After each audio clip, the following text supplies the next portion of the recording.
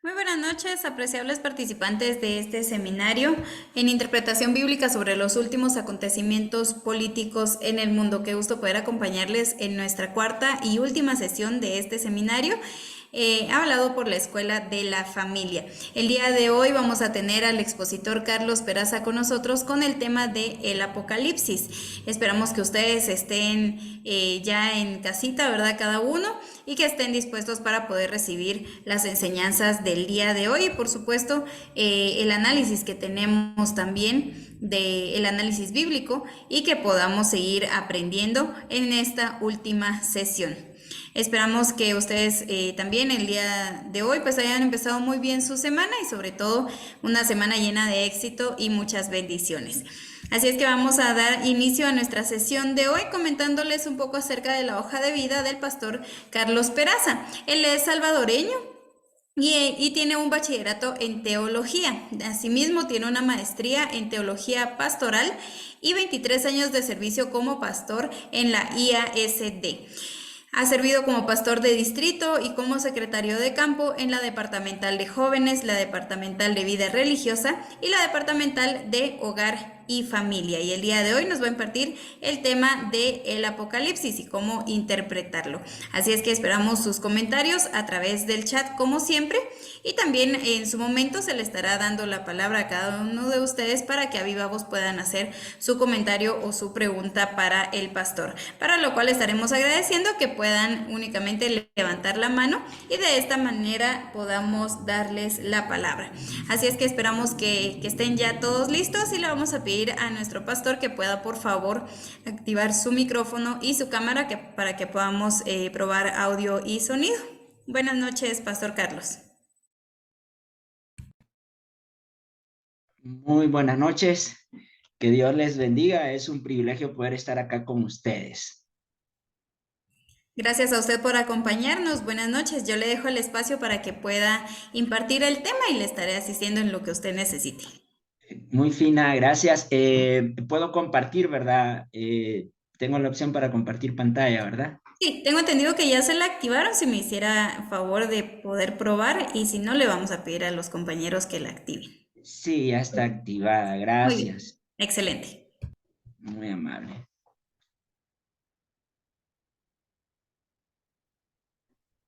Bien, muy buenas noches. Pues es un privilegio poder estar acá con ustedes en esta capacitación, ¿verdad? En esta escuela de estudio bíblico. La verdad, agradezco la oportunidad que se me ha invitado para poder compartir con ustedes esta noche un tema de mucha importancia. Pero antes de iniciar, yo lo quiero invitar que ahí donde usted está, si las circunstancias se lo permiten, se pueda unir en oración conmigo para poder entrar en el estudio de esta noche. Vamos a orar. Querido Padre, queremos agradecerte porque grandes y maravillosas son tus obras. Tú eres un Dios misericordioso, eres un Dios todopoderoso, eres un Dios trascendente, eres creador de los cielos y de la tierra y redentor de la raza humana. Estamos aquí esta noche, Señor, para seguir aprendiendo de tu palabra. En el nombre de Jesús te pido que bendigas a todos los que están conectados en esta plataforma, que de diferentes lugares, Señor, nos están sintonizando y se han conectado para esta actividad. Bendice el desarrollo de este programa. En el nombre de Jesús te pido que me limpies con la sangre bendita de tu Hijo amado. Te pido, Padre, que me vistas con el manto de su justicia, que me unjas con tu Espíritu Santo, para que sean gratos los dichos de mi boca y que la exposición de esta noche nos edifique a todos y cada uno de los que aquí estamos, y que todo esto sea para honra y gloria de tu nombre y también para prepararnos, Señor, para tu reino, para tu venida y para dar testimonio de que tú moras en nuestros corazones y que independientemente de las circunstancias o el entorno que se nos presente, por sombrío o negativo que sea, entender que tú estás al control y que riges el universo entero y los asuntos de esta tierra desde tu trono. Quédate con nosotros, Padre. Quédate conmigo, dame tu Espíritu Santo al presentar este tema, te lo pido en el nombre de Jesús. Amén. Muy bien, muchas gracias. Vamos entonces a entrar a una temática muy importante. acerca de la profecía apocalíptica. Nosotros en la Biblia encontramos realmente dos tipos de profecía. Y para hablar de la profecía apocalíptica, primero tenemos que marcar o hacer algunas diferencias entre estas dos profecías que se nos presentan en la Biblia. Y en ese sentido, pues la Biblia nos presenta la profecía general, la profecía clásica y la apocalíptica. En estos dos recursos de revelación que Dios nos ha proveído para nosotros poder entender el curso y el devenir de la historia, nosotros tenemos que saber interpretarla para no confundirnos en el tiempo en el que nos encontramos, en el momento justo de la historia en el que nos encontramos, poder entender los eventos de la historia pasada en el contexto que sucedieron, por qué sucedieron, en qué nos sirve y nos ayuda en este momento de la historia presente, y de esa manera también poder desplazarnos con una perspectiva desde la ética divina revelada por Dios en la Escritura, para nosotros poder entender los eventos que acontecerán en un futuro próximo. Y en ese sentido debemos de ir entendiendo entonces los conceptos y las diferencias entre la profecía general o profecía clásica del Antiguo Testamento y la profecía apocalíptica. Las características de la profecía, tanto clásica como apocalíptica, nosotros la podemos ver desde estas dos perspectivas. La literatura profética de la Biblia puede dividirse en estos dos tipos fundamentales, ¿ok? O sea, la literatura profética que nosotros encontramos en la Biblia, desde el Génesis hasta el Apocalipsis, la dividimos en dos grandes fundamentos, en dos grandes aspectos. Número uno, profecía general. ¿Cuál es la profecía general o clásica? Es la que nosotros encontramos en los libros de Isaías, Jeremías, Amós, Ezequiel, etcétera. Algunos otros, Abdías, Habacuc, etcétera. Estos libros nos proveen la revelación de profecía general o clásica. Y luego tenemos en la profecía apocalíptica dos grandes libros. Vean qué interesante, porque uno lo encontramos en el Antiguo Testamento. El vidente del río Hidekel, inspirado por el Espíritu Santo, recibe la revelación de un cronograma profético que va desde su tiempo, desde los tiempos de Babilonia, 600 años antes de Cristo, y se desplaza, queridos hermanos y amigos, en una línea extensa de tiempo hasta el tiempo del fin. Y allá el vidente del río Hidekel recibe la visión de la profecía apocalíptica. En el Antiguo Testamento tenemos un libro de profecía apocalíptica llamado Daniel. Pero en el Nuevo Testamento, al final del libro de la Biblia, nosotros encontramos el otro recurso o el otro libro, que es revelación de profecía apocalíptica, y ese es el libro de Apocalipsis. Entonces nosotros debemos de ir marcando la diferencia entre estos dos conceptos para poder diferenciar la revelación que Dios en algún momento de la historia le estableció dentro del contexto geopolítico a Israel, ¿ok? Y todas las circunstancias sociales, políticas que Israel vivió, de las naciones circundantes que le rodearon, que lo acosaban, que lo querían destruir. Debemos de entender y marcar esa diferencia en la profecía clásica o general, cuando Dios está amonestando al pueblo de Israel en el contexto de una nación geopolítica, en el contexto de un pueblo escogido por Dios geográfica y étnicamente hablando. Y posteriormente nos trasladamos a los conceptos del reino de Dios, de su iglesia en el Nuevo Testamento, y la iglesia que ha de enfrentar o que está viviendo los eventos finales y el desenlace en la crisis, en la gran controversia y en el conflicto entre Cristo y Satanás. Esto es maravilloso, hermanos, y esto debe de apasionarnos a cada uno de nosotros, porque Dios no nos ha dejado en tinieblas, porque Dios está hablando de una manera tan clara, diáfana y explícita para que nosotros a través de la profecía apocalíptica podamos ubicarnos en el presente que nos encontramos y poder desplazarnos con una perspectiva y una visión clara hacia los eventos finales que se están cumpliendo delante de nuestros propios ojos. En ese sentido, marquemos esa diferencia y vamos conceptualizando, diferenciando y apartando profecía general de profecía apocalíptica. La profecía general o clásica se centra, escuchen bien, fundamentalmente en la época y en la ubicación del propio profeta. Isaías, Jeremías, Ezequiel, Oseas, Joel, Jonás, se centra en su experiencia de personal de su época, ahí en la ubicación del propio profeta. Normalmente se centra en una visión de corto alcance. Miren, por favor, tomemos nota en esto, porque esto es importante, son fundamentos para ir entendiendo la profecía y las diferencias entre profecía clásica, general y apocalíptica, para que no nos confundamos aún con las situaciones geopolíticas que se viven en el Medio Oriente, con la crisis global que nosotros estamos experimentando, con el supuesto protagonismo que Israel juega en estos momentos de crisis políticas en el Medio Oriente. Entonces hay que entender esa revelación desde la perspectiva de la profecía clásica. Normalmente se centra en una visión de corto alcance. Otra característica que hay que tomar en cuenta o tener bien claro el concepto de la profecía clásica: ocasionalmente ofrece una vislumbre del futuro, ocasionalmente. El punto de atención principal es la situación inmediata.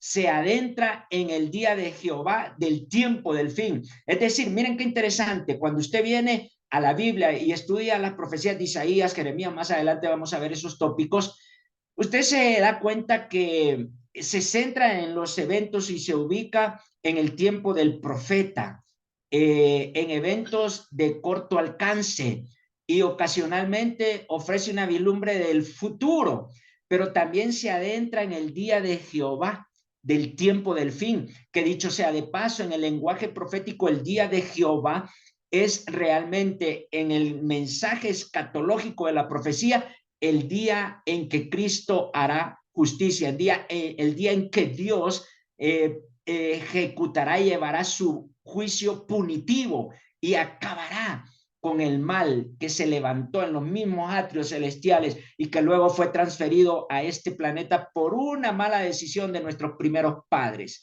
Entonces nos lleva a ese evento, pero hace un salto de lo local, de lo limitado ahí donde se encuentra el profeta, hace un salto hacia el día de Jehová. La profecía apocalíptica ve la historia como una serie de acontecimientos guiados por Dios.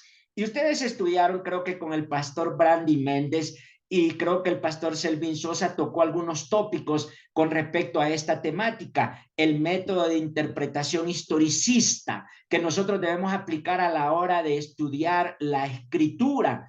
Y entonces, cuando nosotros venimos a la interpretación o a la revelación profética apocalíptica, nosotros nos damos cuenta que la profecía apocalíptica ve la historia como una serie de acontecimientos guiados por Dios. Es decir, mire, mi querido hermano, Dios incursiona en la historia de este planeta. Dios está al control. Cuando Isaías en el capítulo 6 recibió la visión de Jehová, él estaba en los atrios del templo.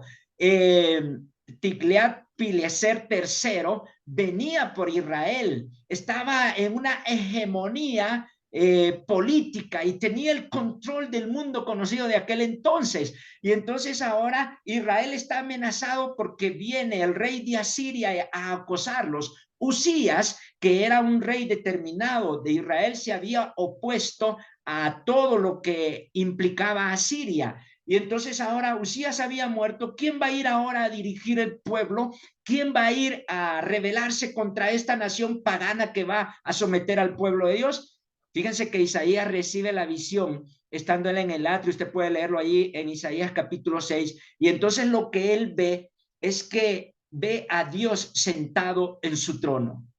Entonces, no es por medio de Usías que el pueblo iba a vencer y que ahora tienen que estar dominados por el temor o inhibidos por el pánico. No, es que es Dios sentado en el trono, hermanos. Dios está dirigiendo todos los asuntos de este planeta. Él incursiona en la historia. Y cuando yo vengo al estudio de la profecía apocalíptica, entonces yo me doy cuenta que realmente Dios está al control, que no hay de qué temer, que hay que saber interpretar la revelación apocalíptica para poder entender que realmente Dios va a obtener la victoria y que nada ni nadie debe de socamar los cimientos más sólidos de mi fe, porque mi mirada está puesta en Cristo, aquel que tiene el control sobre los asuntos de este planeta.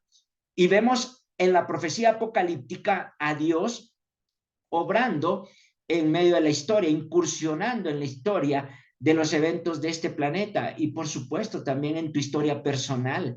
A Dios le interesa lo que tú estás viviendo. Dios sabe y conoce los aspectos personales que te pueden agobiar. Dios sabe las circunstancias sociales, políticas, la ingobernabilidad en Guatemala que nos afecta a todos. Dios sabe todas las circunstancias adversas que vivimos en este planeta y basta dar una mirada a los noticieros internacionales y ver el panorama global de este planeta para darnos cuenta que realmente este planeta va de mal en peor y que el único que le va a poner solución a todo este sistema degradado es Cristo Jesús en el evento maravilloso y glorioso de su segunda venida. Entonces, cuando yo voy a la profecía apocalíptica, esto me ayuda a entender y a ver la historia como una serie de acontecimientos que están siendo guiados por Dios.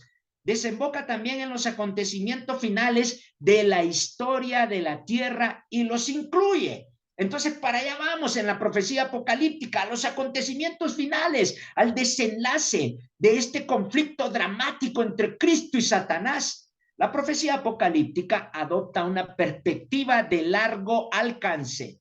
No es como la general o clásica, que es de corto alcance, en tiempos del profeta, en las circunstancias geopolíticas, en las circunstancias étnicas de Israel o de Judá. El punto de atención en la profecía apocalíptica, el punto principal de atención es la conclusión del tiempo del fin. Y entonces vean, hagamos así una breve diferencia entre las características de la profecía general y de la profecía apocalíptica. La profecía general, acontecimientos presentes y del tiempo del fin entremezclados. Usted puede leer el capítulo 66 de Isaías.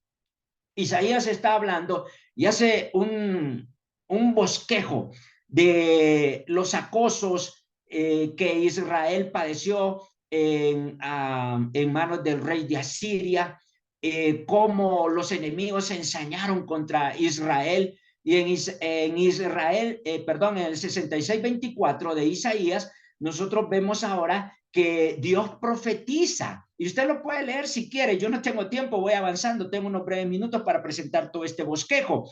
Pero cuando usted lee Isaías 66:24, Dios le está hablando al profeta, le da un mensaje y le dice, vaya y dígale al pueblo que sus enemigos serán destruidos, pero hace una alusión y hace también una comparación de los enemigos de Israel en la época geopolítica del Antiguo Testamento, en la época veterotestamentaria, que hace una comparación con la destrucción de estos enemigos, de todas estas naciones paganas que persiguieron a Israel, hace una comparación con la destrucción de los enemigos del pueblo de Dios en el tiempo del fin, cuando él haga la parte punitiva de su juicio, cuando él para siempre aniquile al pecado. Y entonces Isaías 66:24, o el capítulo 66 de Isaías, es una mezcla de los eventos que acontecieron en tiempos del profeta en el Antiguo Testamento con los eventos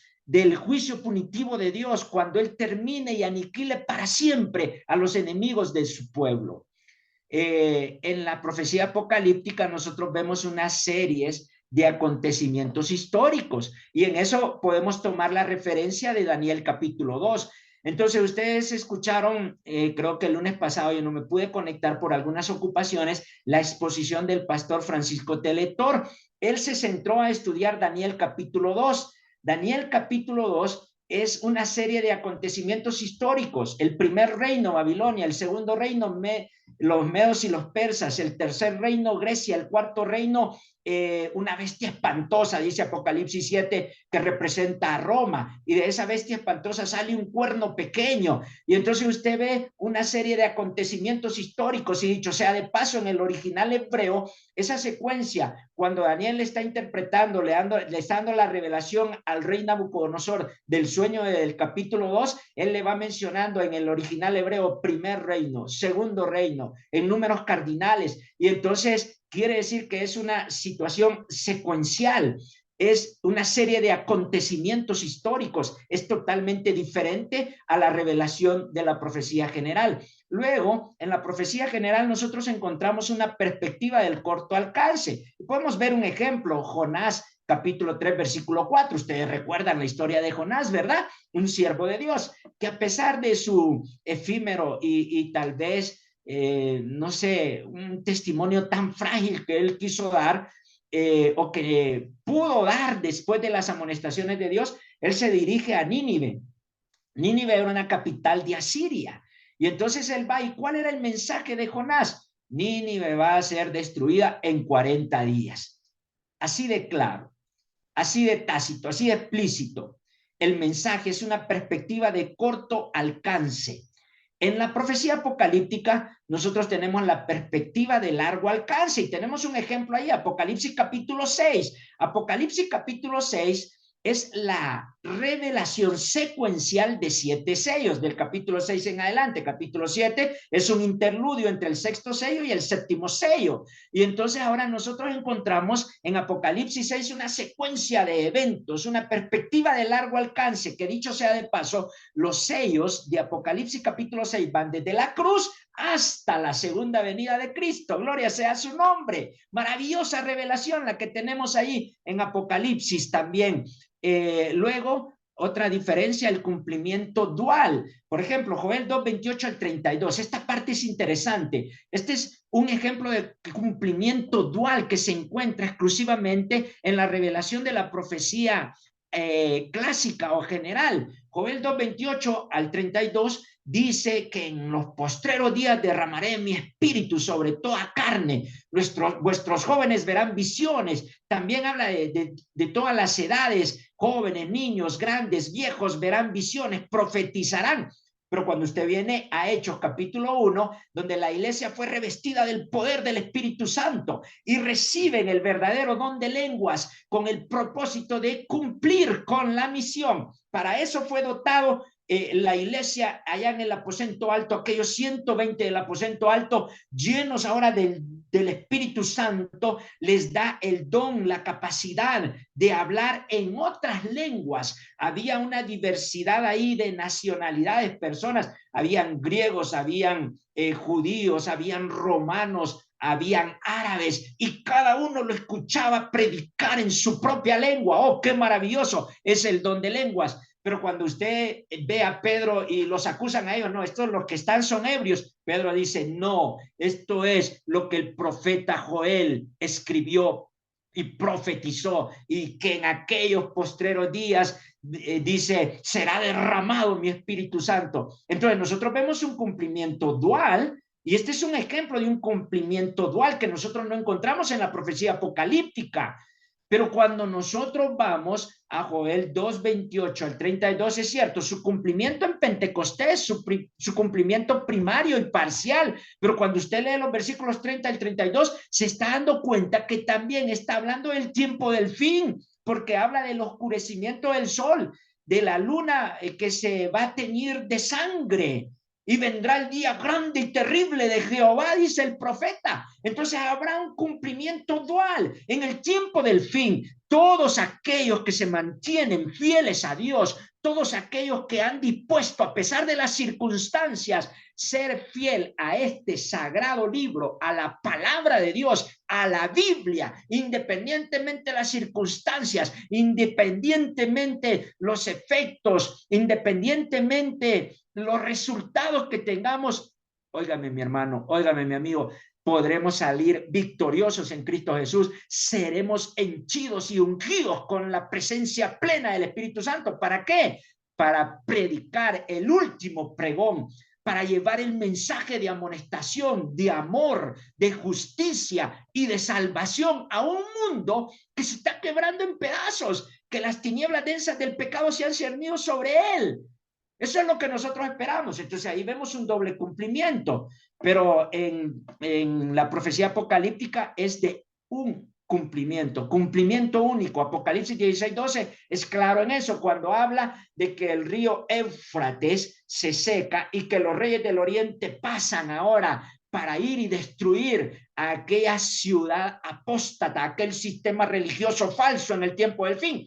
Que dicho sea de paso, queridos hermanos, ahí hay también un lenguaje simbólico, porque el río Éufrates, recordemos dónde está ubicada Babilonia en el Antiguo Testamento. El río Éufrates era un factor de seguridad y de provisión para los habitantes de Babilonia. Y recordemos cómo lo conquistó Ciro, el rey de Persia. Secó el río, tremenda la estrategia. Y entonces ahora ese río que servía de seguridad para la ciudad, ahora lo seca el rey Ciro, y entonces entran ahora y toman a Babilonia. Realmente, en Apocalipsis 16:12 nosotros vemos ese cumplimiento que es un eco de lo que se menciona allá en Daniel, de lo que se menciona también en las profecías del Antiguo Testamento, porque vemos nosotros ahora que en Apocalipsis 16:12 es realmente Cristo el que viene a pelear la última batalla contra este sistema religioso apóstata, y ahora Babilonia va a ser derrotada por Cristo. Es su único cumplimiento.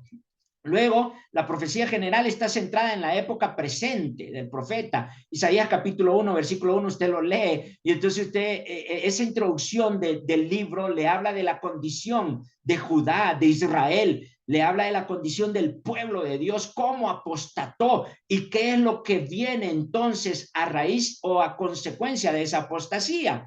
La profecía apocalíptica está centrada en el tiempo del fin, Daniel 12:4. El ángel le es claro y explícito al profeta y le dice: pero tú, Daniel, sella las palabras de este libro hasta el tiempo del fin. Muchos correrán de aquí para allá. La ciencia se aumentará. ¿Qué ciencia?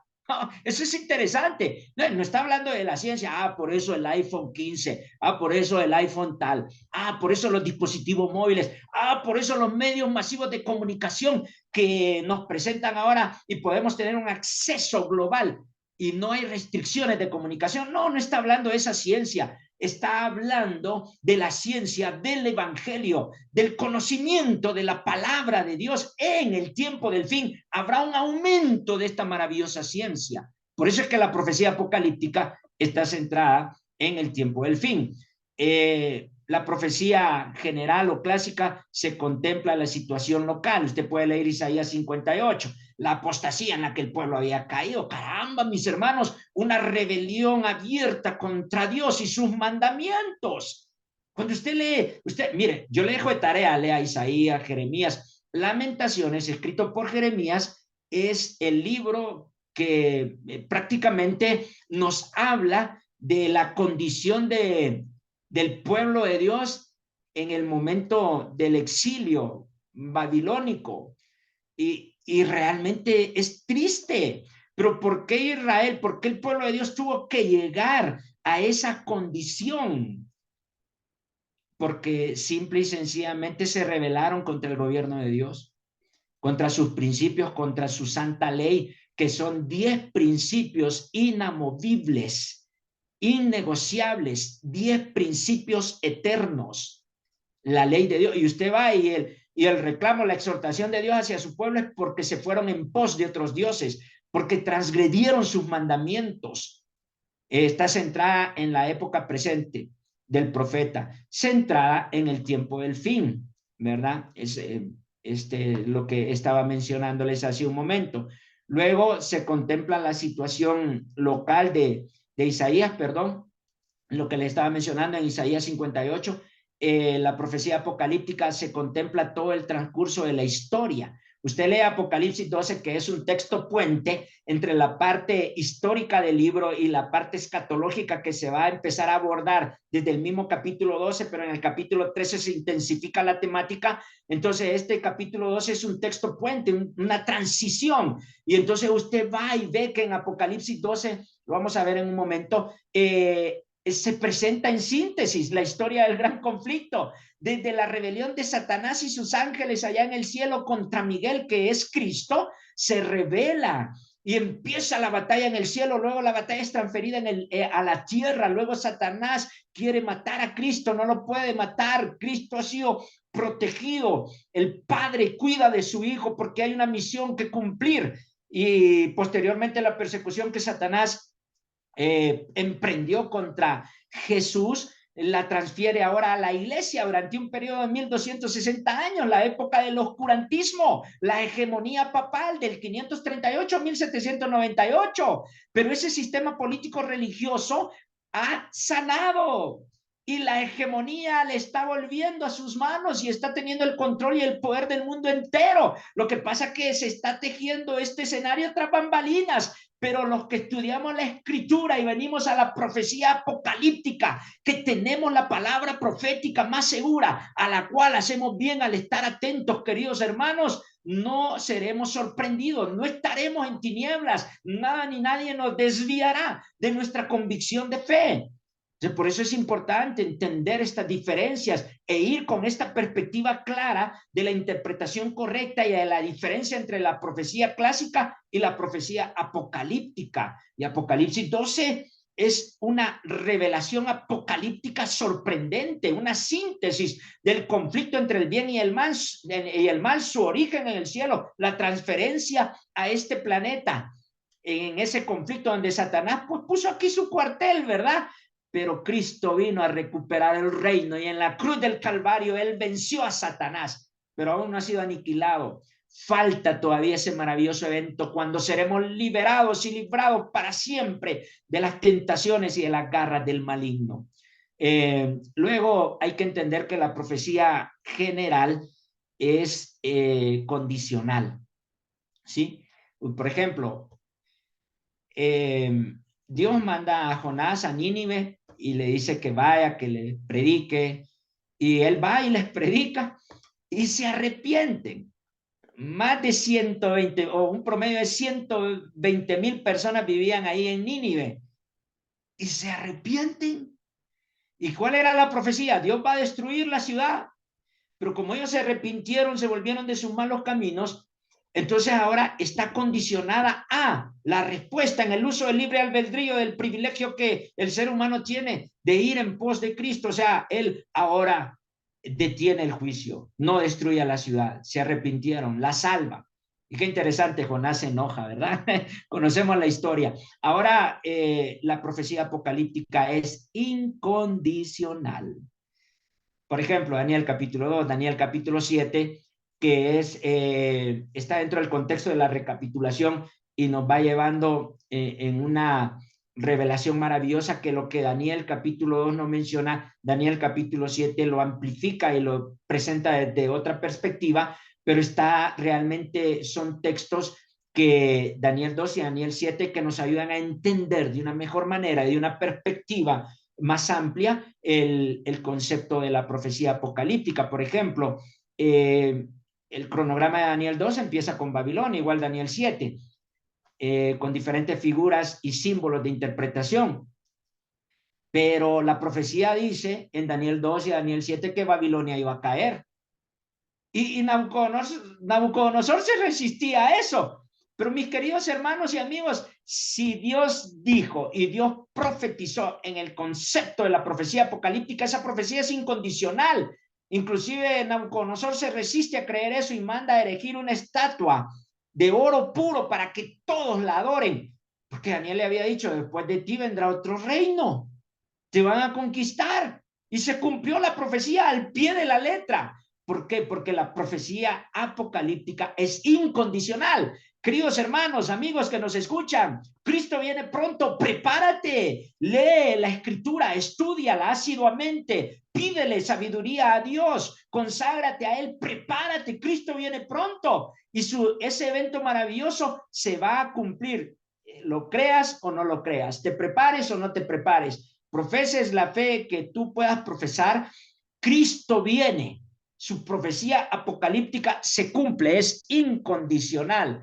Ahora, para nosotros entrar en materia y poder ir comprendiendo acerca de la profecía apocalíptica, ya hemos visto las diferencias para no confundirnos, para que nuestra mirada, nuestra perspectiva no esté desviada a conceptos tergiversados o erróneos con respecto a lo que la Biblia nos revela en la profecía. Por eso es que hay que entender esas diferencias. Pero entonces ahora centrémonos en la profecía apocalíptica. Hay llaves para el simbolismo profético. Ah, he dicho de paso, una diferencia, pues yo no la puse allá.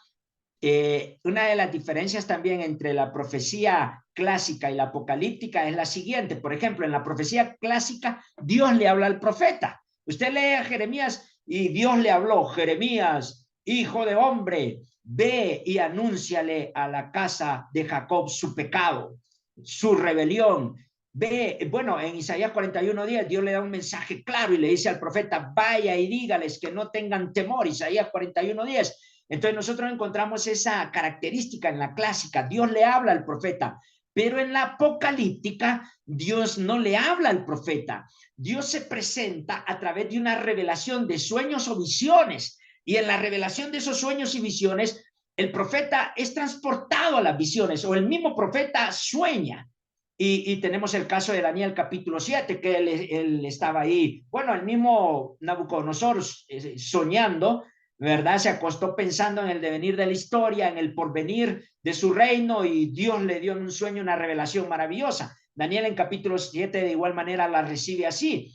Entonces, en la apocalíptica, Dios a través de sueños y visiones le da un mensaje al profeta, y en ese mensaje va una serie de símbolos, y ahí es donde nosotros nos tenemos que centrar para entrar en materia. Llaves para entender el simbolismo profético. Los vientos. ¿Qué representan los vientos o qué simbolizan los vientos en la profecía apocalíptica? Guerras, contiendas, batalla, invasión, juicio, juicio divino, de acuerdo al contexto del texto, de acuerdo a lo que el texto nos esté inmediato, su contexto inmediato, su contexto anterior. Entonces nosotros vemos, esto significa guerras, esto significa contienda, estos son batallas, invasiones, juicio divino. Y ahí están los textos. Yo les puedo mandar la presentación posteriormente para que ustedes la puedan tener y corroboren. En honor al tiempo no podemos leer todos estos textos. Luego, aguas en profecía, porque vamos a encontrar este lenguaje simbólico. Representa gente, multitudes, naciones, ejércitos. Ahí están los textos. Daniel capítulo 2, del versículo 2 al 3, Apocalipsis 17, del 1 al 15. Isaías 17, 12, 13, Ezequiel 26, 3, Apocalipsis 12, 15. Luego encontramos otro simbolismo profético, las bestias. Miren qué interesante, las bestias en profecía apocalíptica representan naciones, reinos, poderes políticos. Y aquí quiero hacer una aclaración. Mi Dios es maravilloso. Mi Dios es un caballero. Mi Dios no denigra a nadie. Cuando Dios en la profecía apocalíptica está usando el lenguaje simbólico de bestias, no está denigrando, ni de manera peyorativa se está refiriendo a un personaje o a un líder religioso. Bestia significa nación, reino o poderes políticos. Es un sistema, no es una persona. Por lo tanto, no está en nosotros, los adventistas del séptimo día, dirigirnos de manera peyorativa o denigrar a un individuo. Hablamos acerca de un sistema apóstata cuando la Biblia habla acerca de bestias. Es más, en Daniel capítulo 7 dice la Biblia, si usted lo puede leer, que Daniel vio que del mar agitado surgían una serie de bestias. Miren qué interesante. El mar, agua. Y como estamos en un lenguaje profético, apocalíptico, las aguas representan gente, multitudes, naciones, ejércitos. Y estas bestias, que en lenguaje profético significan naciones, reinos, poderes políticos, surgen del mar. de gente, de multitudes, de naciones, pero están agitadas. El ambiente es hostil, queridos hermanos, y surgen estos reinos en su momento preciso de la historia, cuando la profecía apocalíptica así lo determina. Y entonces, realmente la profecía apocalíptica nos está hablando en este lenguaje simbólico, no para denigrar a nadie, sino para referirse realmente a un poder, a una nación, a un reino, a poderes políticos, a un sistema, no a una persona. Las cabezas en profecía que representan reinos, divisiones de reinos, Daniel capítulo 7, versículo 6, Apocalipsis 12, 3, Apocalipsis 17, 9, 10. Los cuernos que representan en profecía reyes, reinos, divisiones de reinos, pero también representan poder y autoridad. Y cuando nosotros vemos al profeta Juan, que es llevado en visión al cielo, a los atrios celestiales, al santuario de Dios, nosotros vemos que Apocalipsis capítulo 4 y capítulo 5 se centra en la entronización de Cristo. Cristo viene de obtener la victoria, ha resucitado el tercer día, 40 días estuvo con sus discípulos, asciende ahora al cielo, va a ser entronizado y va a ser investido como nuestro gran sumo sacerdote para empezar un proceso de intercesión que posteriormente, después de 1810 años, eso lo podemos explicar en otro estudio, va a empezar en una faceta determinante del juicio investigador previo al advenimiento en esta tierra. Y entonces Jesús en el capítulo 4 y capítulo 5 de Apocalipsis es investido, hay adoración en el cielo, pero de repente aparece una escena, hay un libro que está sellado y nadie puede desatar el libro. Y entonces dice la Biblia que Juan llora mucho y uno de los ancianos se le acerca a Juan y le dice, no llores, el león de la tribu de Judá puede desatar el libro y abrir sus sellos. Y entonces cuando Juan voltea a ver, no ve un león. Y este es un principio también para interpretar la profecía apocalíptica. Porque, por ejemplo, en Apocalipsis 7, en Apocalipsis 14 se habla de 144,000. ¿Son literales o simbólicos? Juan oye el número 144,000, pero cuando él se voltea, él ve una gran multitud que nadie puede contar. En Apocalipsis 5, Juan, el anciano le dice a Juan, el león de la tribu de Judá puede desatar los sellos, la raíz de David. Y cuando él se voltea a ver, él no ve un león, él ve a un cordero como inmolado, con 7 ojos y 7 cuernos. Óigame, qué interesante, porque lo que Juan oye no es lo mismo de lo que él ve. Y entonces ahora en Apocalipsis capítulo 6, capítulo 4 y capítulo 5, Juan ve a Jesús y lo ve con 7 cuernos. ¿Qué significan los cuernos en profecía? Poder y autoridad.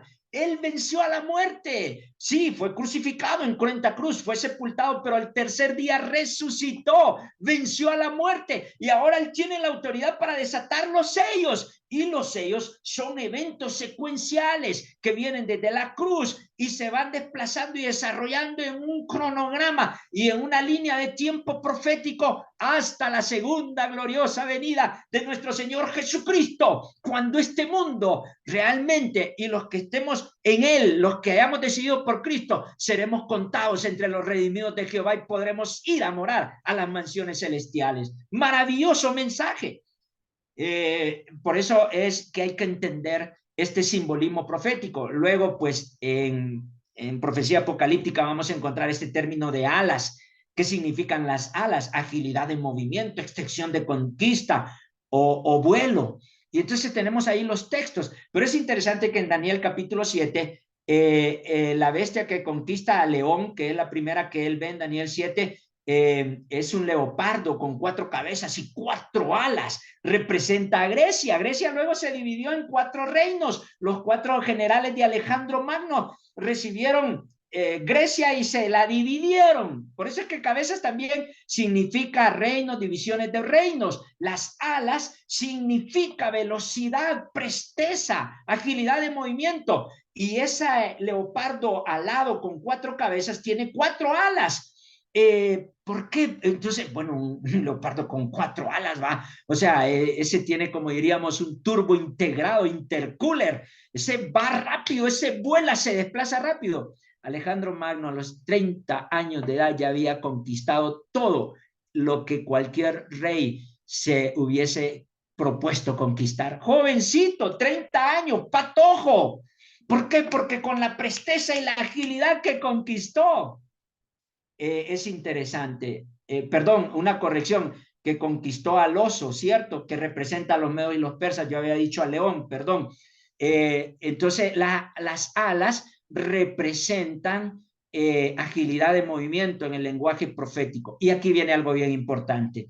En la llave profética, para el simbolismo profético, los días en profecía apocalíptica representan años. Y tenemos los textos. Números 14, 33, 34, Dios lo usó con un propósito didáctico para enseñarle al pueblo su rebelión en el desierto. Cuando ellos se rebelaron contra Dios, 40 años tardaron en llegar a la Canaán terrenal, la tierra prometida. Entonces Dios le dice, te daré un día por cada año. Y entonces ahora nosotros entendemos que en profecía apocalíptica, cuando la Biblia nos hable de días, 1260 días, son 1260 años. Entonces nosotros tenemos ahora las llaves para el simbolismo profético. Entonces, vayamos ahora y entremos a Apocalipsis. No sé cuánto tiempo más me queda, pero vayamos y entremos ahora en el libro de Apocalipsis y analicémoslo desde esta perspectiva.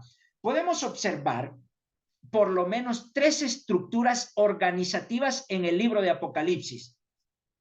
Número 1, la estructura quiástica. A la hora de estudiar el libro lo podemos estudiar y enfocarnos en estas 3 estructuras para poder tener una revelación clara, una revelación explícita de la profecía apocalíptica. La estructura del santuario es determinante. Esta no la voy a desglosar ahora. Es bastante amplio su contenido, pero el libro de Apocalipsis tiene un lenguaje del santuario celestial, de los oficios del santuario terrenal, los oficios diarios y anuales que se hacían en el Antiguo Testamento, en el tabernáculo que Dios le ordenó construir a Moisés y que posteriormente Salomón edificó un templo glorioso, mucho más grande que aquel tabernáculo erigido en el desierto. Apocalipsis tiene 7 visiones. Es una estructura séptuple. Cada visión introductoria a cada una de las etapas del libro en esta estructura nos revela el santuario de Dios en el cielo. La sombra es el santuario terrenal de lo que realmente es el santuario celestial. Esta estructura es muy importante y sería buenísimo que en algún momento pudiésemos estudiar también este tema y podamos tomar tal vez más tiempo, porque es que realmente la Biblia es un tesoro inescrutable y aquí podemos pasar toda la vida estudiando y siempre vamos a aprender. Luego está la estructura triple a la hora de cómo está organizado el libro de Apocalipsis en estas estructuras y poder estudiarlo y comprenderlo. Entonces, analicemos brevemente la estructura quiástica. La palabra quiasmo se deriva de la letra griega en forma de X, es decir, le hace G, y se refiere a una forma literaria ampliamente usada en el Antiguo Testamento. O sea, es una forma literaria, es una estructura literaria. Aunque las estructuras literarias actuales están basadas en un bosquejo tipo A, B, C, la estructura quiástica se basa en un bosquejo A, B, A1. El clímax del texto ocupa el centro. Mira qué interesante. En la estructura quiástica, el clímax del texto ocupa el centro, con las secciones correspondientes que avanzan hacia el centro y luego se alejan de él. Esa es la estructura quiástica. Van avanzando hacia el centro, llegan al centro y luego se van alejando del centro. La sección A es paralela a la sección A1.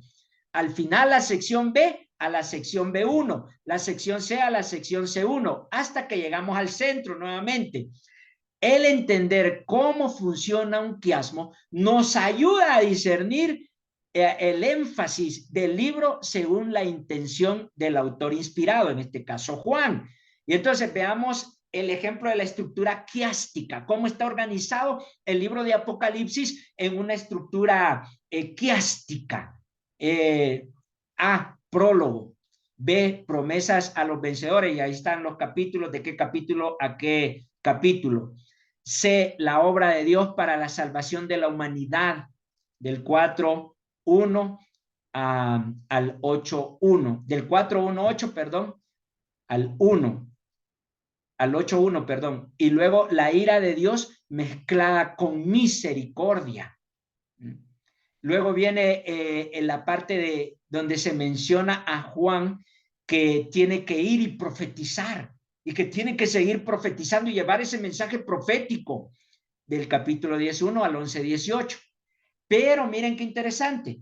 En la estructura quiástica, ¿cuál es el centro? ¿Cuál es el tema central del libro? El gran conflicto entre Cristo y Satanás, que va del capítulo 11 el capítulo 11 al versículo 19 y del capítulo 13 al versículo 18. En esa sección del libro nosotros encontramos el tema central, el clímax, el centro temático del libro. Hay un conflicto entre Cristo y Satanás, hermanos. Miren, aquí el problema no es la economía, no es la corrupción política. Aquí el problema no es el partido X, A, B, C, D, E, F. Aquí el problema no es la guerra entre la agrupación terrorista Hamas contra Israel. Aquí el problema no es Rusia y Ucrania. Aquí el problema no es Estados Unidos y China. Aquí el problema no es la pandemia que vivimos. Aquí el problema, la esencia, el centro es que estamos en una guerra espiritual. Aquí el problema es el gran conflicto entre Cristo y Satanás. Hermanos, queridos amigos, miren, a todos estos problemas en Guatemala, a todos los problemas en el mundo, no hay institución humana que le vaya a poner final o solución a todos estos problemas. No la hay, mi hermano. La profecía apocalíptica nos anuncia y nos da una gran maravillosa noticia, que el mundo no pinta para mejor, que los problemas de la humanidad cada vez van a ser mayúsculos, que nosotros vamos a un clímax y a un punto de quiebre y de inflexión en este planeta. Mire cómo está el mundo, mírelo desde la perspectiva, desde la visión del medio ambiente, mire los desastres naturales, mire la corrupción, pues. Óigame, eso es interesante. ¿Pero por qué? Porque hay una guerra entre el bien y el mal. ¿De qué lado estás tú? ¿A quién le estás siendo fiel tú? ¿Cómo sé que yo estoy adorando a Dios? ¿Cómo yo sé que le estoy siendo fiel a Dios? Es que hay que estudiar la profecía apocalíptica y centrarnos en lo que Dios requiere en esta revelación apocalíptica de su pueblo en el tiempo del fin, porque Él tiene una iglesia, Él tiene un remanente, y Apocalipsis capítulo 12 nos habla de un remanente con dos grandes características, para luego entrar al capítulo 13, que es el escenario de los eventos finales, que es ahora Satanás obrando para engañar al mundo entero a través de un falso sistema de adoración. No va a ser una persecución así directa que Satanás va a atacar a la iglesia cristiana. No, él ha cambiado de estrategia. Pero el centro ahí, en la estructura quiástica, cuando venimos al libro de Apocalipsis, lo que nosotros encontramos es el gran conflicto entre Cristo y Satanás. Pero ¿sabes qué, mi hermano? Nosotros ya sabemos cuál es el marcador.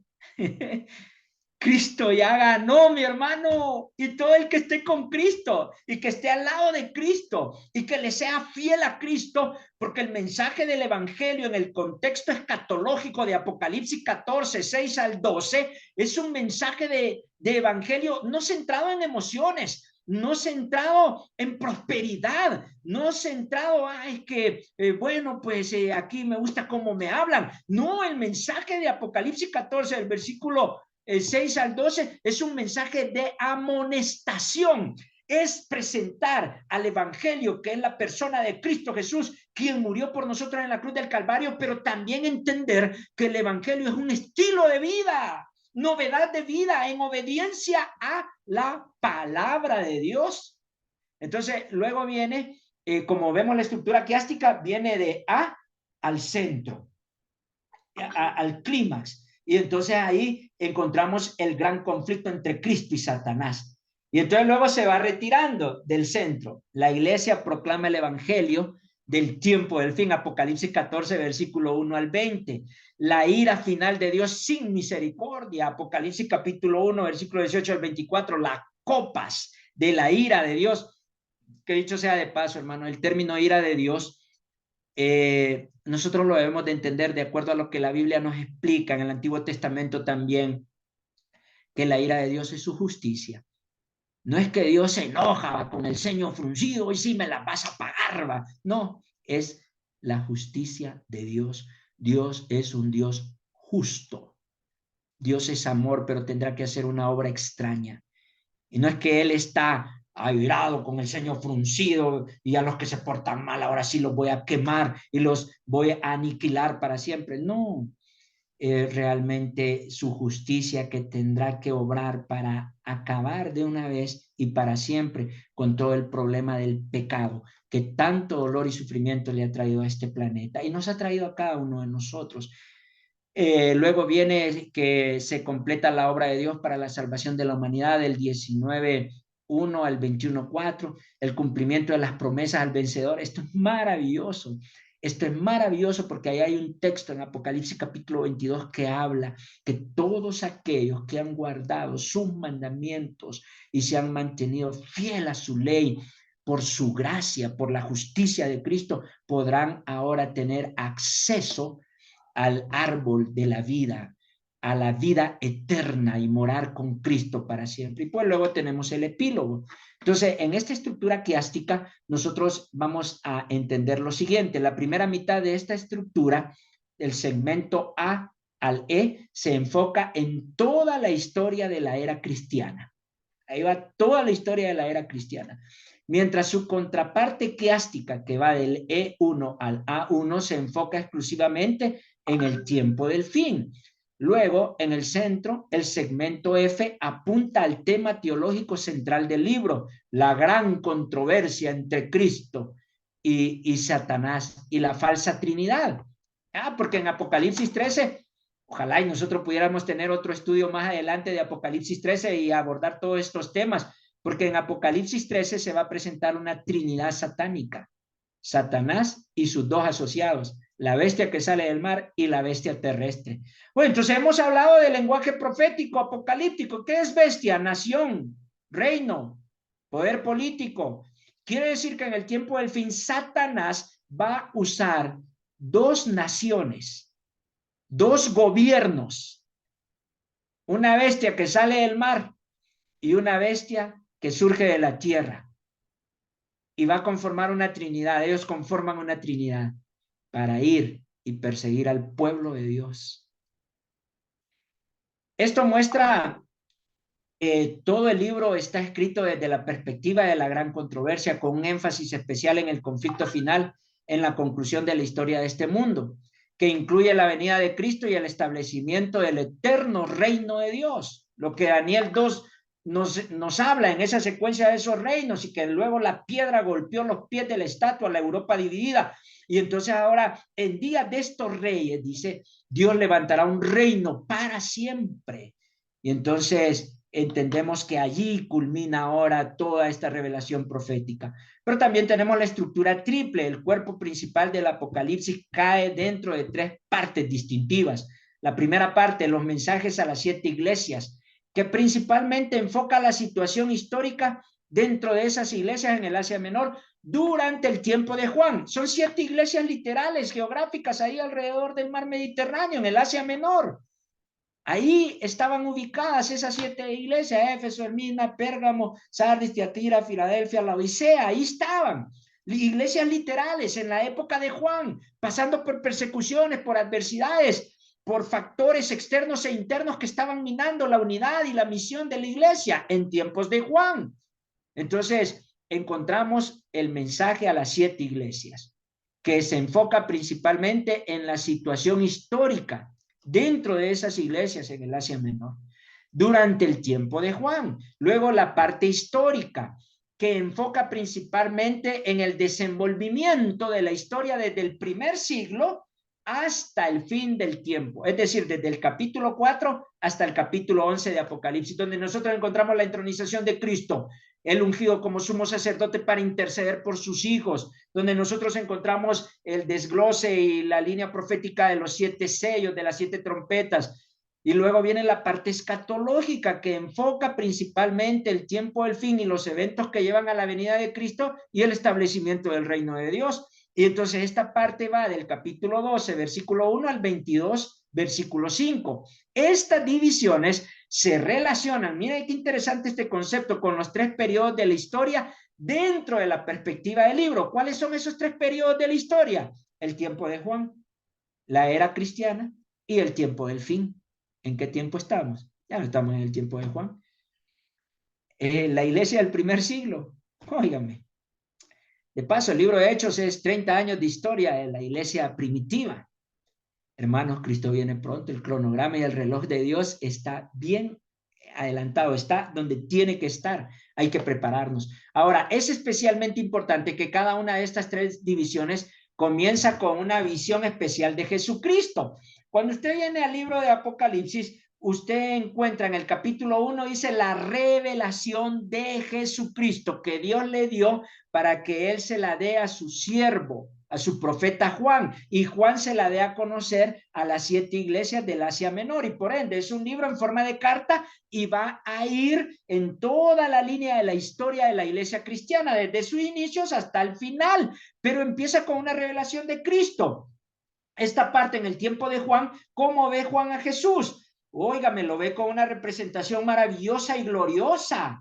Lo ve con cierta vestimenta que hace alusión al sumo sacerdote en el Antiguo Testamento. Lo ve sosteniendo 7 diestras, 7 estrellas en su diestra, y lo ve paseándose en medio de los 7 candelabros. Y Apocalipsis capítulo 1, del versículo 19 y 20 nos da la interpretación de ese simbolismo. Usted lo puede leer. Y dice que cuando Juan vio a Jesús en su diestra 7 estrellas, el mismo libro dice que esas 7 estrellas son los 7 ángeles o son los ángeles de la iglesia, pero ese término ángel se aplica a un instrumento humano, como los evangelios también lo hacen en ciertas ocasiones. No está hablando de seres celestiales, quiere decir que Dios en su diestra está sosteniendo a los ministros de su iglesia. Está sosteniendo a aquellos que ministran y trabajan por y para Él, que son fieles a Él, que guardan su palabra y que velan por el cuidado de la iglesia. Y los 7 candelabros, dice ahí el mismo texto en Apocalipsis capítulo 1, versículo 19 al 20, que representan las iglesias. Y entonces, ¿cómo ve Juan a Jesús en la escena introductoria?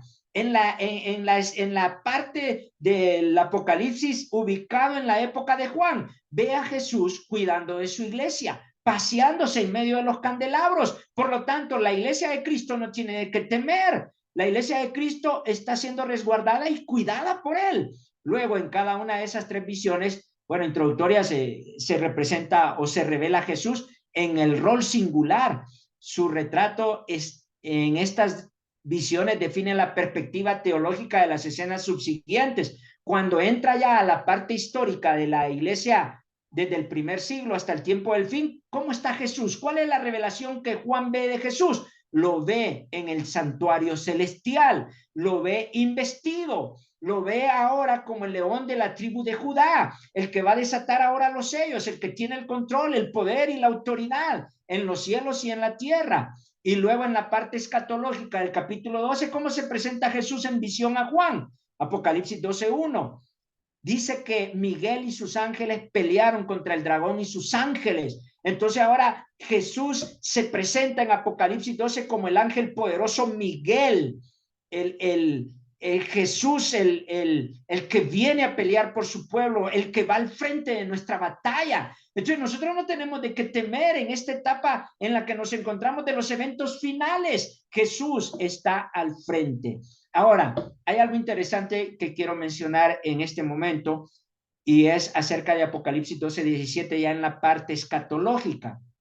Si usted lee el texto, Apocalipsis 12:17, que dicho sea de paso, lo mencioné hace un momento, Apocalipsis 12 es un texto puente, o es un texto de transición entre lo histórico y lo escatológico. Y entonces ahora antes de entrar a Apocalipsis 13 y presentarnos los enemigos del pueblo de Dios, Apocalipsis 12:17 termina de esta manera. Dice la escritura,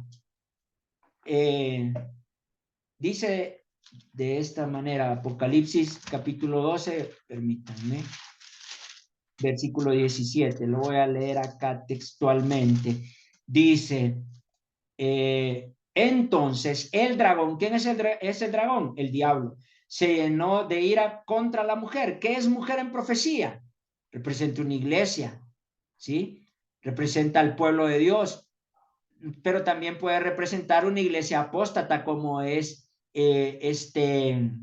como está determinado en Apocalipsis 17. Apocalipsis 12 habla de una mujer con unas características sorprendentes. Si ustedes quieren, le damos un vistazo. Apareció en el cielo una gran señal, una mujer vestida del sol, con la luna debajo de sus pies y sobre su cabeza una corona de 12 estrellas. Estaba encinta y gritaba con dolores de parto en la angustia del alumbramiento.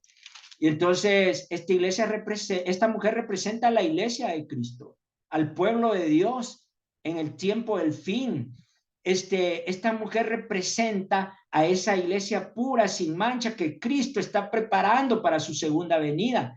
Y entonces ahora vemos que pues el diablo persigue al niño, quiere matar al niño, no a la mujer. Pero luego esta mujer no puede ser María, porque luego dice que Satanás la persiguió por 1260 años. O sea, es imposible. María no vivió 1260 años. Entonces, esta mujer representa a la iglesia y al pueblo de Dios. Y entonces, miren lo que dice el 12:17. Entonces, el dragón se llenó de ira contra la mujer, es decir, contra la iglesia, y se fue a hacer guerra contra el resto de la descendencia de ella. ¿De quién? ¿De quién? De ella, de la mujer. ¿De qué mujer?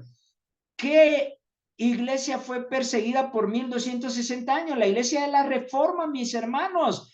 Eso está ahí en la historia, desde el 538 hasta 1798. El sistema papal persiguió a la iglesia, la Santa Inquisición. Juan Pablo II tuvo que pedir perdón. Yo vi el discurso. Bueno, o sea, tengo casi 50 años de edad. Y yo vi el discurso en CNN, Juan Pablo, cuando pidió perdón por todos los millones de cristianos que el sistema papal mató en la Edad Media. Entonces dice la Biblia que Satanás se llenó de ira contra la mujer, ¿eh? La persiguió por 1260 años y se fue a hacer guerra. Entonces dice, y ahora miren el elemento, y ahora se va a hacer guerra ¿contra quién? Contra el resto de la descendencia de ella. ¿De quién ella? De la mujer. ¿De qué mujer? De la iglesia del tiempo de la Reforma. Quiere decir que del tiempo de la Reforma surge un remanente. Hay que entender algo, la iglesia de la Reforma no hizo toda la reforma, no se fue en contra de toda el sistema de adoración falso del sistema papal, no, no quedó completada la reforma. Y entonces Dios va a sacar un remanente de esa iglesia de la Reforma.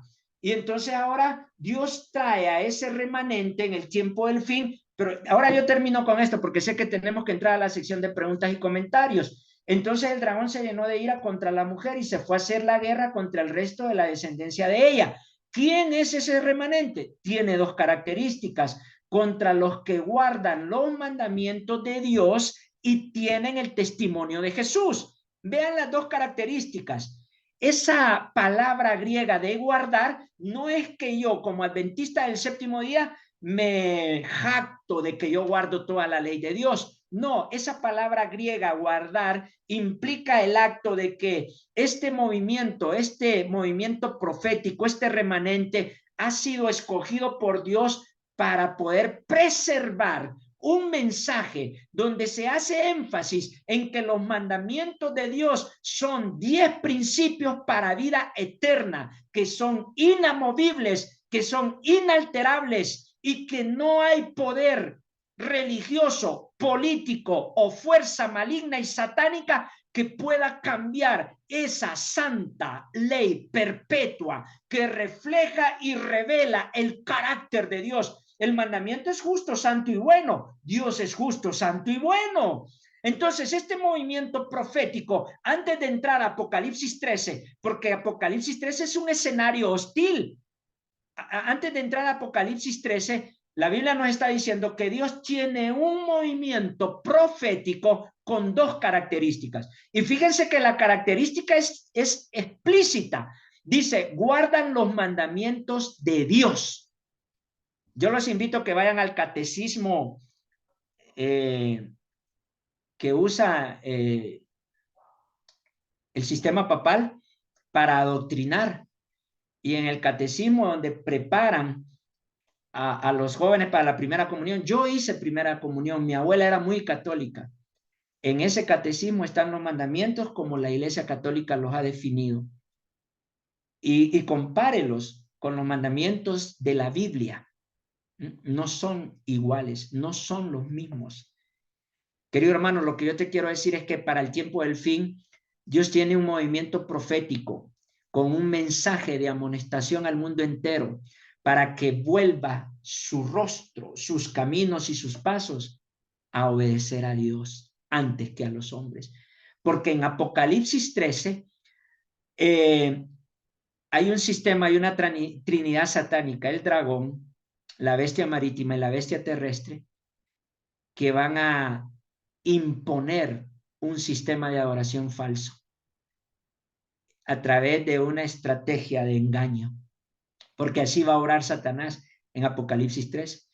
Pero en el 14, Dios le dice al diablo, parafraseando, que usted me manda una trinidad para atacar a mis hijos. Yo le mando 3 mensajes. Y mire cómo empieza el primer mensaje. Apocalipsis 14:6 dice, en medio del cielo vi volar otro ángel que tenía el evangelio eterno para predicarlo a los habitantes de la tierra, a toda nación, tribu, lengua y pueblo, diciendo a gran voz. Mire el mensaje del evangelio. Estamos en la parte escatológica del libro. Estamos en el escenario de Apocalipsis 13, la Trinidad satánica, la bestia del mar que sufrió una herida pero que está sanando, una bestia terrestre que se une a la bestia marítima, que el dragón les da poder. Y entonces ahora Dios les manda un mensaje. Y entonces este mensaje empieza diciendo, temed a Dios y dadle gloria, porque la hora de su juicio ha llegado, y adorar a aquel que hizo el cielo y la tierra, el mar y las fuentes de las aguas. Entonces el mensaje del evangelio en Apocalipsis 14:6, después del escenario de Apocalipsis 13, nos está mandando a obedecer a Dios, a adorar a Dios, y hace énfasis a Dios como creador. Entonces, ¿cómo sé yo que estoy adorando a Dios? Al Dios creador, ¿cómo? Eso tiene que ver mucho con la ley de Dios y explícitamente y específicamente con el 4º mandamiento de la ley de Dios. Posteriormente, Apocalipsis 12:17 dice, bueno, que se fue a hacer guerra, ¿verdad?, contra el resto de la descendencia y a los que guardan los mandamientos de Dios y tienen el testimonio de Jesucristo. Y entonces esa frase, el testimonio de Jesucristo, en Apocalipsis 19:10, es el espíritu de la profecía. Es un mensaje profético. Son 2 características que el pueblo de Dios tiene en el tiempo del fin. Queridos hermanos, para mí es un placer estar aquí con ustedes. Sé que hemos ido de una manera rápida tocando temas que cada uno de esos tópicos tal vez nos podrían tomar una sesión, por lo menos unos 30 minutos, para poder ir estudiando y entrando más en lo que es la profecía apocalíptica, pero agradezco el privilegio que me han dado y estoy a sus órdenes para sus comentarios. Gracias, Pastor, por compartir el tema con nosotros y definitivamente van a haber muchas dudas y comentarios al respecto.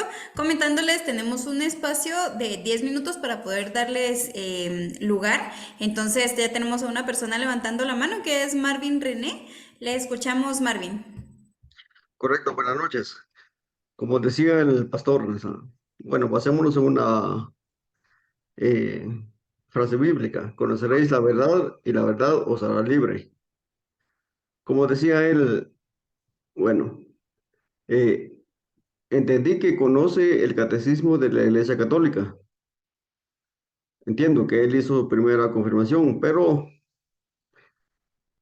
Si nosotros leemos detenidamente dicho documento, es una explicación fácil y simple de entender toda la Biblia.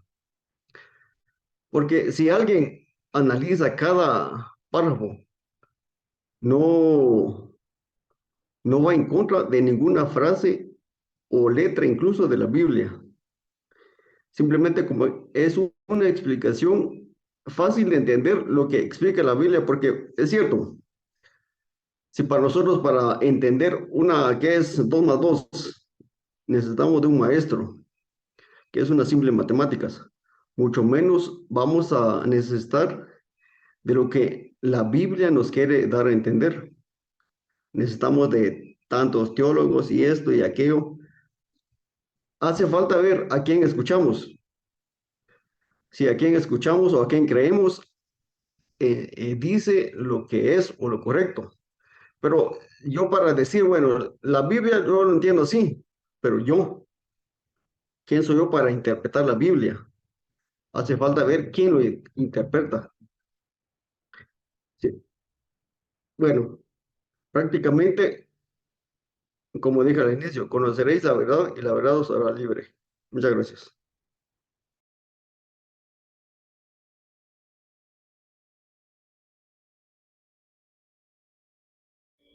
Muchas gracias, Marvin. Le damos el espacio a Cornelio, o no sé, Pastor Peraza, si va a hacer algún comentario. No, gracias, licenciada, muy amable. Gracias más bien a hermano Marvin, creo que fue él el que hizo el comentario. Muchas gracias por su comentario, ¿sí? Muchas gracias, Cornelio. Le escuchamos.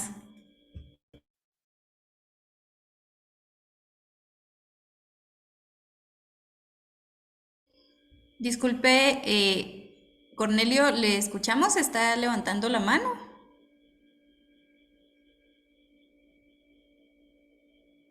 Quizá está teniendo algún inconveniente para activar su micrófono. De igual manera, le invito a los demás participantes a que puedan igual levantar la mano y con mucho gusto les daremos la palabra.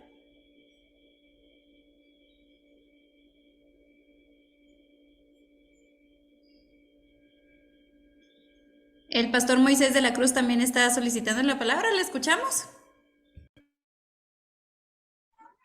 Gracias, buenas noches. Gracias por la enseñanza, pero así tal vez de una forma resumida, ¿cuál sería la interpretación correcta de Apocalipsis 20? Pastor, si me pudiera dar un resumen de este mensaje que está ahí, del 20, del 1 al 10. Claro que sí, mi hermano, permítame. Apocalipsis capítulo 20, ¿verdad? Nosotros creemos, los adventistas del séptimo día, que Jesús viene por segunda vez a esta tierra. Después que se cumple Apocalipsis 13, se derraman las copas de la ira de Dios, Cristo viene a este planeta, libera a su pueblo, y los 1000 años de Apocalipsis capítulo 20, nosotros vamos al cielo con Cristo. Y usted se da cuenta ahí que dice que él vio un ángel que descendía del cielo. Juan está viendo un ángel que desciende del cielo con la llave del abismo y una gran cadena en la mano, y prendió al dragón. ¿Quién es el dragón? Es el diablo, la serpiente antigua, que es el diablo y Satanás, y lo ató por 1000 años, lo arrojó al abismo, lo encerró y puso un sello sobre él para que no engañara más a las naciones hasta que fueran cumplidos los 1000 años. Después de esto debe ser desatado por un poco de tiempo. ¿Cómo lo interpretamos nosotros? Satanás no puede ser atado por una cadena literal. No hay una cadena con cualidades materiales que pueda atar a Satanás. Esta cadena con la que es atada es una cadena de circunstancias. Los salvados, los redimidos de Dios somos trasladados al cielo. Tanto los muertos justos, como lo dice Primera Tesalonicenses capítulo 4, del versículo 13 al 17. Los muertos justos son resucitados, los vivos se unen con ellos y entonces somos llevados al cielo. Satanás queda atado en este mundo en una cadena de circunstancias porque no hay a quien engañar. Los muertos justos, como los vivos justos, somos trasladados al cielo. Los muertos impíos, los que no decidieron por Cristo en esta tierra, quedan muertos hasta que Jesús regrese en Apocalipsis capítulo 21, cielo nuevo y tierra, perdón, sí, cielo nuevo y tierra nueva. Entonces cuando Juan vio la tierra nueva, perdón, sí, vio la nueva Jerusalén descender del cielo, y entonces ahí cuando Cristo regresa por tercera vez a esta tierra, y entonces se lleva a cabo el juicio punitivo de Dios. Ahí será para siempre aniquilado Satanás y sus ángeles y todo lo que tenga relación con el pecado. Para nosotros los 1000 años de Apocalipsis capítulo 20 son años literales. Los justos trasladados al cielo, 1000 años allá en el cielo, luego regresamos para que esta tierra sea restaurada y aquí morar por toda la eternidad. Y es más, la misma Biblia nos indica que Dios mismo estará con nosotros en esta tierra, que este mundo, aquí Dios pondrá su trono donde Satanás un día continuó la rebelión y trajo mucho dolor y sufrimiento. De esa manera lo interpretamos, pastor. Gracias por la inducción, por disertar este tema. Y sí, le preguntaba porque tengo dos inquietudes, porque aquí en el texto 6 dice, bienaventurado y santo, el que tiene parte en la primera resurrección. La segunda muerte no tiene potestad sobre estos, sino que serán sacerdotes de Dios y de Cristo y reinarán con él 1000 años, que es lo que usted está mencionando. O sea, entiendo que estos 1000 años es en el cielo, no es en esta tierra. Correcto. 1000 años en el cielo, donde estaremos con él, pero dice que también, pues los libros son abiertos, nosotros participaremos de una parte del juicio importante. Recordemos que el juicio de Dios es para justificar el carácter de Dios. El que se perdió es porque quiso perderse, no es porque Dios lo haya querido perder, o haya querido que él se pierda. Entonces nosotros estamos esos 1000 años allá en el cielo, en esa parte tan interesante del juicio de Dios, para luego regresar a la parte punitiva del juicio, que es cuando Dios termina para siempre con el pecado. Satanás está aquí en la tierra desolada, vuelve a la misma condición en la que estaba antes de que Dios la ordenara en Génesis capítulo 1, capítulo 2. Entonces, está aquí, no puede engañar a nadie. Pero cuando Cristo viene, entonces dice, por eso es que dice, bienaventurados los que tienen parte en la primera resurrección. Esa primera resurrección es la resurrección de Primera Tesalonicenses 4, del 13 al 17. Quiere decir que hay una segunda resurrección, pastor. El que resucita en la segunda resurrección está sellado para aniquilación, pues, o sea, su destino ya ha sido determinado para aniquilación, ya no habrá un segundo llamado, ya no habrá una segunda oportunidad. Ok. Bueno, gracias por la disertación de este tema. Yo sé que en una preguntita y un par de minutos es imposible, pero le estoy muy agradecido por la aclaración que me está dando. A la orden, pastor, y gracias a usted, y por eso sería bueno tal vez continuar con estas actividades, ¿verdad? Así es. Gracias. Muchas gracias, Pastor. Le damos la palabra a Roberto Flores. Por cuestiones de tiempo sería nuestra última intervención y posteriormente el ingeniero Juan Cástulo tiene algunas palabras también para agradecerle esta noche. ¿Le escuchamos, Roberto?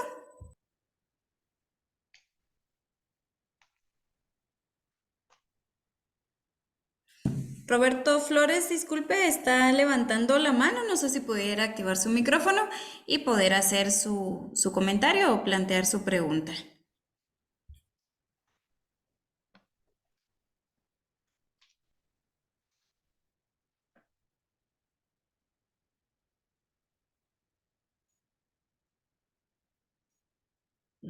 Disculpe, viera que no.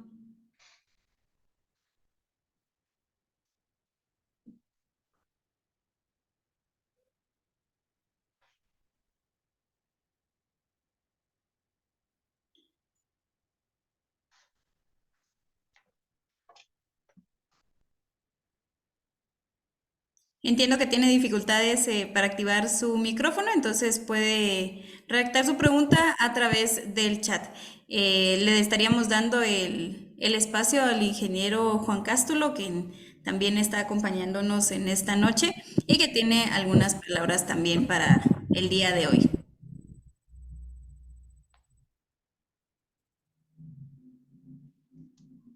Muchas gracias, licenciada Ligia. No, pues yo estuve atento a esta última clase. Buenas noches a todos.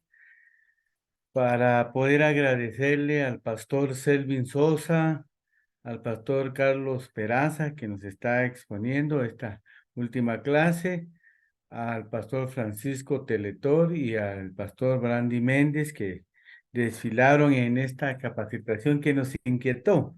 Les quiero contar cómo inicia la idea de esta capacitación, pues la inquietud de que realmente no leemos la Biblia.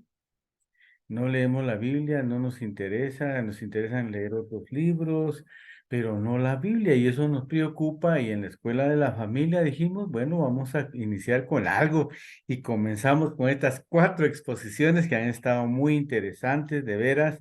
Yo estoy muy agradecido con cada uno de los expositores por sus enseñanzas. La verdad, las 4 enseñanzas estuvieron interesantes, hemos aprendido muchas cosas. Así que quiero cerrar esta actividad agradeciendo a los expositores, pero también profundamente agradecido con los que participaron. Comenzamos 56, fíjense ustedes. Luego fue bajando el número, pero yo quiero felicitar de veras a este grupo de 30 aproximadamente que finalizaron las 4 clases. Qué bueno, qué bueno. Dice que los líderes, los buenos líderes inician algo y lo finalizan. Los buenos líderes.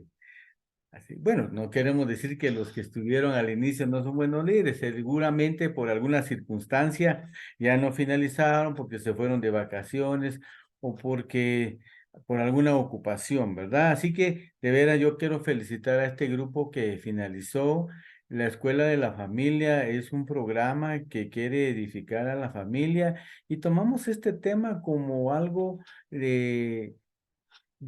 para despertar ese deseo, ese, ese hábito de leer la palabra de Dios.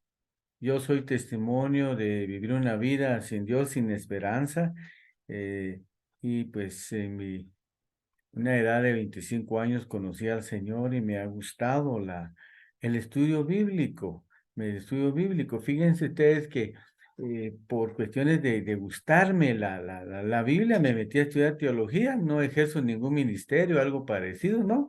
Pero me interesó, y alguien que me vio estudiando teología con pastores me dijo, ¿y vos qué andas haciendo aquí? Yo le dije, bueno, me interesa la Biblia, me gusta, quiero aprender teología. Ah, bueno, pero nunca tuve la idea de ejercer algún ministerio. No, me gusta estudiar la Biblia, y en cada cosa que hago, pues la enseño. Si estoy enseñando economía, pues ahí aplico principios. Si estoy enseñando matemáticas o administración, porque también ejerzo la docencia en administración pública, también estoy hablando de ética pública, de principios cristianos, porque necesitamos una restauración de nuestros principios para poder realmente ser buenos ciudadanos. Así es que de veras el espíritu, la motivación que nos llevó a esto con el pastor Selvin es inquietarlos a ustedes a estudiar la Biblia. Y qué bien que hemos aprendido muchas cosas. Yo me quedé con algunas dudas de las 4 clases, pero pues más adelante creo que vamos a organizar un evento un poquito más formal, no muy accidentado, y poder estudiar algunos temas específicos que quedaron en el aire. Así que de veras, pastor Peraza, muchas gracias. Tengo entendido que usted está conectado desde El Salvador, ¿no? ¿O está en No, Guatemala? buenas noches, ingeniero. Gracias por su palabra. No, estoy aquí en Guatemala. Pastoreo desde hace 23 años en este lindo país. Qué bueno, qué bueno. Mire, los hermanos salvadoreños acá, acabo de conocer unos pastores panameños que están aquí en Guatemala también enseñando la palabra de Dios. Creo yo que Guatemala está siendo impactada. y por muchas personas que están viniendo del extranjero, están viniendo a Guatemala. Algo está pasando y por eso Dios está enviando a ministros de otros países para Guatemala. Entonces, qué bueno por todo esto. Hemos aprendido muchas cosas. La pregunta que hizo el pastor recientemente me llama la atención. Voy a seguir investigando algunas cuestiones.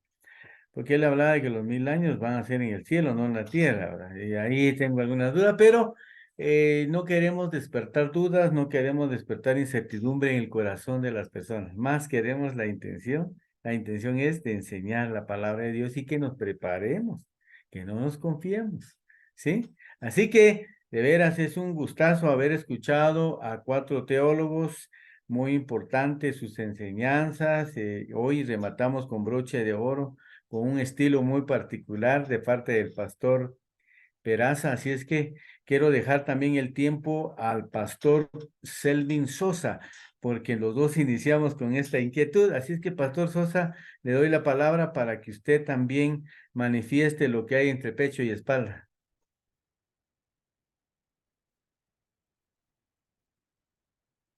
No sé si está conectado el pastor Sosa. Sí, sí, sí. Le dejo el tiempo, pastor Sosa.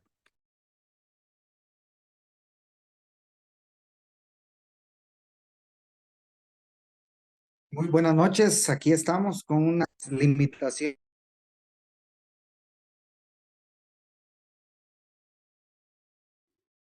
A ver, Me parece que está teniendo un poco de problema con la conexión. ahí estamos, creo que ahí está.